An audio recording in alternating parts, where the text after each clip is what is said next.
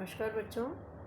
हम लोग बच्चों इससे पहले सेंटर स्टेट रिलेशन में दोनों केंद्र और राज्य दोनों के बीच के विधायी जो संबंध हैं उनका अध्ययन कर रहे थे।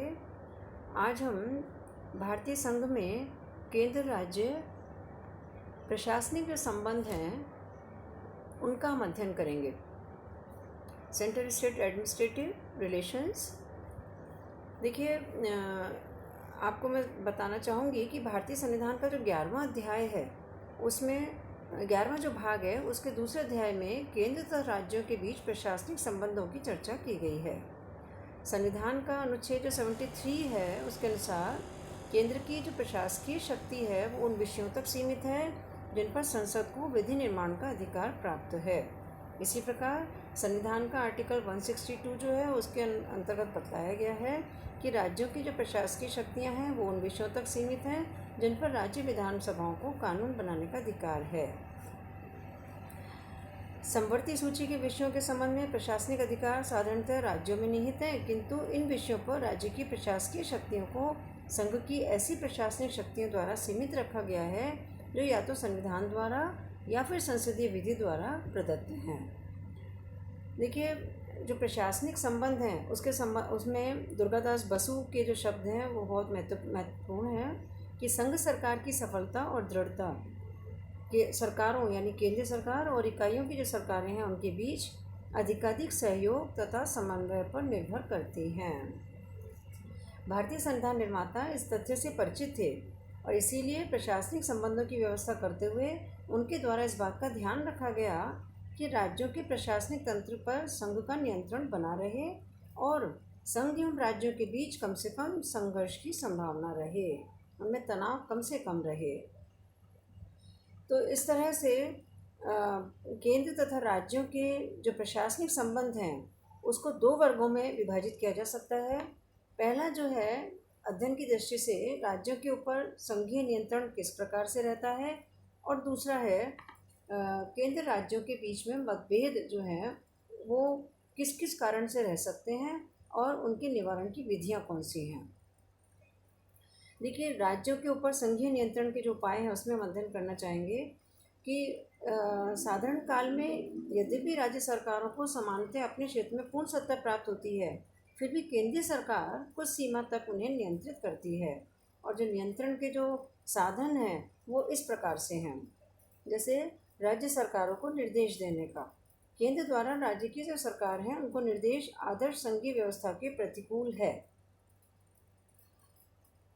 लेकिन 1935 का जो भारतीय शासन अधिनियम था उसमें इस पद्धति को अपनाया गया और उसी के आधार पर ही जो नवीन संविधान बना उसमें भी उन्हीं दिशा निर्देशों को अपना लिया गया। आर्टिकल 256 के अंतर्गत राज्य की जो कार्यपालिका शक्ति है उसका प्रयोग इस प्रकार से होगा कि संसद द्वारा निर्मित कानूनों का पालन सुनिश्चित रहे। संघीय कार्यपालिका यदि आवश्यक समझे तो इस संबंध में राज्य सरकारों को आवश्यक निर्देश देने का अधिकार प्राप्त कर लेती है। इसी तरह से आर्टिकल 257 जो है उसमें कहा गया है कि प्रत्येक राज्य की कार्यपालिका शक्ति का इस प्रकार से प्रयोग होना चाहिए कि जिससे संघ की कार्यपालिका शक्ति के प्रयोग में बाधा या प्रतिकूल प्रभाव न पड़े। यह देखना भी संघ की कार्यपालिका का कर्तव्य है कि राज्य सरकारें सामरिक महत्व की सड़कों और अन्य संचार साधनों की उचित देखभाल करें। संघीय कार्यपालिका किसी राज्य क्षेत्र के अंतर्गत रेल पथ की रक्षा के लिए उस राज्य की सरकार को निर्देश भी दे सकती है। संचार साधनों तथा रेल पथों के निर्माण, देखभाल तथा संरक्षण के संबंध में संघीय कार्यपालिका के निर्देश के कारण जो भी अतिरिक्त व्यय होगा उस अतिरिक्त धनराशि का वहन संघीय सरकार को करना होगा। देखिए, आर्टिकल 256 जो है उसमें संघीय कार्यपालिका को उसके निर्देशों को लागू करने के लिए बाध्यकारी शक्ति प्रदान की गई है। इसके अंतर्गत राज्य सरकारों के द्वारा निर्देशों का पालन न किए जाने पर राष्ट्रपति संकट काल की घोषणा कर राज्य के शासन को अपने हाथ में ले सकता है। राज्य सरकारों को संघीय कार्य सौंपना यानी आर्टिकल 258 में निर्धारित शर्तों के अनुसार संघ राज्यों को अपने कुछ प्रशासनिक कृत्य हस्तांतरित भी कर सकती है तथा राज्य संघ को अपने कुछ प्रशासनिक कृत्य सौंप सकता है।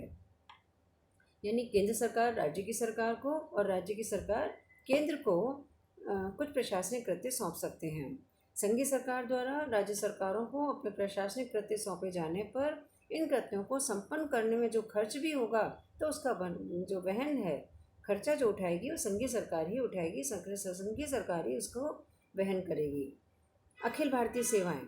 संविधान संघ तथा राज्य सरकारों के लिए अलग अलग सेवाओं की व्यवस्था करता है, लेकिन कुछ ऐसी सेवाओं की भी व्यवस्था है जो संघ तथा राज्य सरकारों के लिए सामान्य है, जैसे जिसे अखिल भारतीय सेवाएं कहा जाता है। आर्टिकल जो 312 है उसके अनुसार राज्यसभा उपस्थित तथा मतदान में भाग लेने वाले सदस्यों के कम से कम 2/3 बहुमत द्वारा प्रस्ताव पास कर किसी भी नवीन अखिल भारतीय सेवा का निर्माण कर सकती है। यद्यपि इन सेवाओं के सदस्यों द्वारा वेतन भत्ते आदि राज्य सरकारों से प्राप्त किए जाते हैं, लेकिन उनकी वेतन श्रृंखला और अन्य उपलब्धियां केंद्र सरकार द्वारा ही निश्चित की जाती हैं। ये अखिल भारतीय सेवाएं राज्य सरकारों पर केंद्रीय नियंत्रण के बहुत अधिक महत्वपूर्ण उपाय हैं। इसी तरह से सहायता अनुदान यानी आर्टिकल 275 के अंतर्गत संसद राज्यों को आवश्यकता अनुसार सहायता व अनुदान भी दे सकती है। अनुदान देते समय संसद राज्यों पर कुछ शर्तें लगाकर उनके व्यय को भी नियंत्रित कर सकती है। आपातकाल की घोषणा यानी राष्ट्रपति आर्टिकल 352 के अंतर्गत आपातकाल की घोषणा करते हैं तो राज्यों पर संघीय सरकार का पूर्ण नियंत्रण स्थापित हो जाता है। अब जो दूसरा जो विभाजन का जो आधार है वो है केंद्र राज्य मतभेदों। क्या क्या मतभेद हो सकते हैं और उनके निवारण की क्या विधियां हैं। देखिए, संघीय शासन प्रणाली में पारस्परिक सहयोग होना आवश्यक है। यद्यपि राज्यों को पृथक क्षेत्राधिकार प्राप्त है, लेकिन संविधान में निम्नलिखित विषयों पर राज्यों के पारस्परिक सहयोग पर बल भी दिया गया है। लेकिन फिर भी बहुत सारे ऐसे प्रश्न उपस्थित हो जाते हैं जिसके बीच में विवाद भी उत्पन्न होता है और उनको मतभेदों को दूर करने की विधियां भी फिर उसमें सुझाई गई हैं। संघीय क्रियाओं, अभिलेखों तथा न्यायिक कार्यवाहियों को मान्यता प्रदान करना। अनुच्छेद 261 के अनुसार भारत के राज्य क्षेत्र में सर्वत्र संघ की तथा प्रत्येक राज्य की सार्वजनिक क्रियाओं, अभिलेखों तथा न्यायिक कार्यवाहियों को पूरी मान्यता दी जाती है। अंतर्राज्यीय नदियाँ या नदी के जल संबंधी विवाद। आर्टिकल 262 के अनुसार किसी अंतर्राज्यीय नदी तथा घाटी या जलाशय के प्रयोग, उसका वितरण, विवाद या फरियाद के न्याय निर्णय के बारे में संसद विधि द्वारा व्यवस्था करती है। अंतर्राज्यीय परिषद की व्यवस्था। आर्टिकल 263 के अंतर्गत राज्यों के पारस्परिक सहयोग के लिए एक अंतर्राज्यीय परिषद का प्रावधान किया गया है। यदि राष्ट्रपति को प्रतीत होता है कि ये सार्वजनिक हित में आवश्यक है तो फिर अंतर्राज्यीय परिषद की स्थापना की जा सकती है। इस परिषद का प्रमुख कार्य राज्यों के मध्य विवादों का परीक्षण करना तथा उन पर परामर्श देना है। इसके अतिरिक्त कतिपय ऐसे भी विषय हैं जिनका संबंध यद्यपि दोनों सरकारों से है, तथापि इनका निर्धारण केंद्र सरकार ही करती है, जैसे निर्वाचन, लेखा परीक्षण, राज्यपाल की नियुक्ति इत्यादि। अब हम लेंगे केंद्र और राज्यों के बीच में कतिपय कुछ विवाद प्रशासनिक मामलों के संबंध में होते हैं। नियुक्तियां कुछ इस प्रकार की हैं, जैसे राज्यपाल का पद, यानी राज्यपाल राज्य का संवैधानिक प्रधान है, ये हम जानते हैं।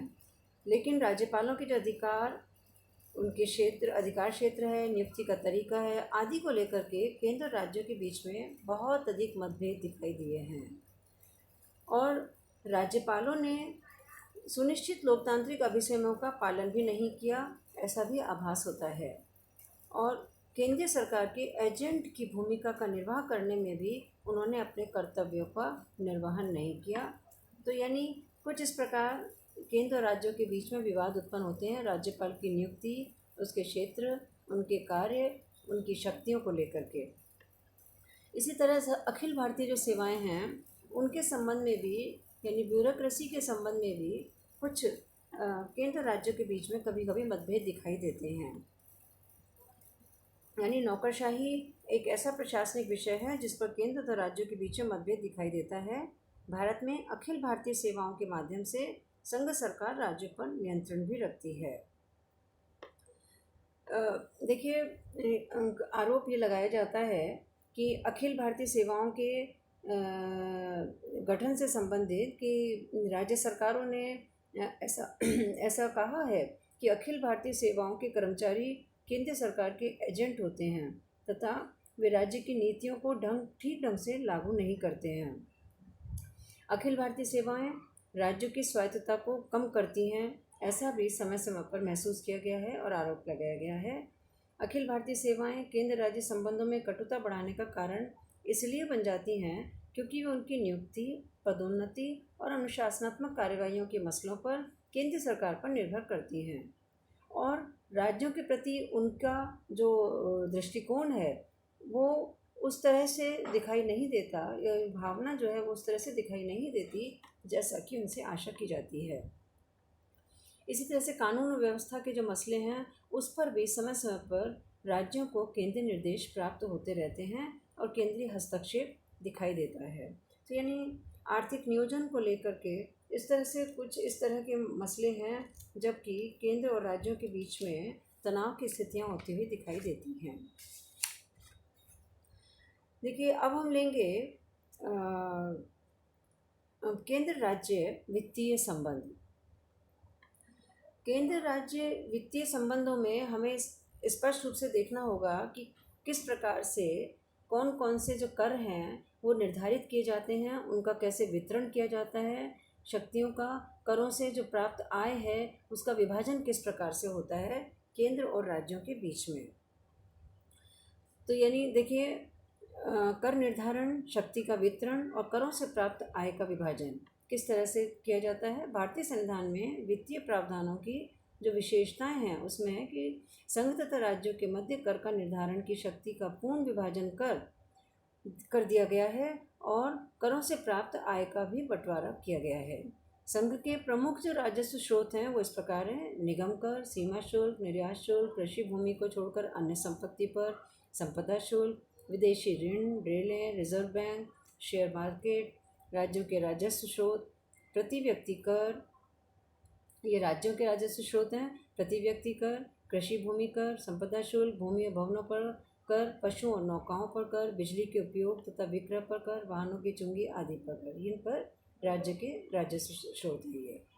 इसी तरह से संघ द्वारा आरोपित तथा संग्रहित तथा विनियोजित किए जाने वाले शुल्कों का उदाहरण है बिल, विनिमय, हुंडियाँ, चेक्स आदि पर मुद्रांक शुल्क और दवा, मादक द्रव्य पर कर, शौक श्रृंगार की चीज़ों पर कर तथा उत्पादन शुल्क। इसी तरह संघ द्वारा आरोपित और संग्रहित किंतु राज्यों को सौंपे जाने वाले कर, जैसे कृषि भूमि के अतिरिक्त अन्य संपत्ति के उत्तराधिकार पर कर, संपदा शुल्क, रेल, समुद्र, वायु द्वारा ले जाने वाले माल तथा यात्रियों पर सीमांत कर, रेल भाड़ों तथा वस्तु भाड़ों पर कर, शेयर मार्केट और सट्टा बाजार के आदान प्रदान पर मुद्रांक शुल्क के अतिरिक्त कर, समाचार पत्रों के क्रय विक्रय तथा उससे प्रकाशित किए गए विज्ञापनों पर और समाचार पत्रों के अतिरिक्त अन्य अंतर्राज्यीय व्यापार तथा वाणिज्य के माल के क्रय विक्रय पर कर। इसी तरह से कतिपय कर ऐसे हैं जो संघ द्वारा आरोपित होते हैं और संग्रहित किए जाते हैं, पर उनका विभाजन संघ और राज्यों के बीच होता है। आय कर के अतिरिक्त औषधियों तथा शौक श्रृंगार संबंधी चीज़ों के अतिरिक्त अन्य चीज़ों पर लगाया गया उत्पादन शुल्क इसके अंतर्गत आता है। अब हम लेंगे कि सहायता अनुदान तथा अन्य सार्वजनिक उद्देश्यों के लिए दिए जाने वाला अनुदान, यानी संविधान के अंतर्गत केंद्र द्वारा राज्यों को 4 तरह के सहायक अनुदान प्रदान किए जाते हैं। पटसन व उससे बनी वस्तुओं के निर्यात से जो शुल्क प्राप्त होता है उसका जो कुछ भाग है वो अनुदान के रूप में जो जूट पैदा करने वाले जो राज्य हैं, बिहार, बंगाल, वेस्ट बंगाल, बिहार, असम और उड़ीसा, उसको दे दिया जाता है। इसी तरह से बाढ़, भूकंप और सूखाग्रस्त क्षेत्रों में जो पीड़ितों की सहायता के लिए भी केंद्र सरकार राज्यों को अनुदान देती है। जनजाति व कबीलों की उन्नति और कल्याण के लिए भी उनकी जो योजनाएं हैं उनके लिए भी सहायक अनुदान दिया जाता है और राज्यों को आर्थिक कठिनाइयों से उबारने के लिए भी केंद्र राज्यों को वित्तीय सहायता देते हैं। इसी तरह से राज्य द्वारा संघ की संपत्ति पर कोई कर तब तक नहीं लगाया जा सकता जब तक संसद विधि द्वारा कोई प्रावधान ना कर दे। ये हमें इसके अंतर्गत अध्ययन करना आवश्यक है। भारत के नियंत्रक और महालेखा परीक्षक द्वारा नियंत्रण। भारत के नियंत्रक महालेखा परीक्षक की नियुक्ति केंद्रीय मंत्रिमंडल के परामर्श से ही राष्ट्रपति करता है। यह भारत सरकार तथा राज्य सरकारों के हिसाब का लेखा रखने के ढंग और उसकी निष्पक्ष रूप से जांच करता है। नियंत्रक और महालेखा परीक्षक के माध्यम से ही भारतीय संसद राज्यों की आय पर अपना नियंत्रण रखती है। इसी तरह से वित्तीय संकट काल के प्रवर्तन काल में राष्ट्रपति को संविधान के उन सभी प्रावधानों को स्थगित करने का अधिकार है जो सहायता, अनुदान अथवा संघ के करों की आय में भाग बटाने से संबंधित हो। केंद्र सरकार वित्तीय मामलों में राज्यों को निर्देश भी दे सकती है। केंद्रीय सरकार राज्य सरकारों की अपेक्षा वित्तीय क्षेत्र में चूँकि अधिक प्रभावशाली होती है, अतः इस प्रकार की स्थितियाँ उत्पन्न होती हैं। तो बच्चों, ये है केंद्र राज्य प्रशासनिक संबंध और वित्तीय संबंध।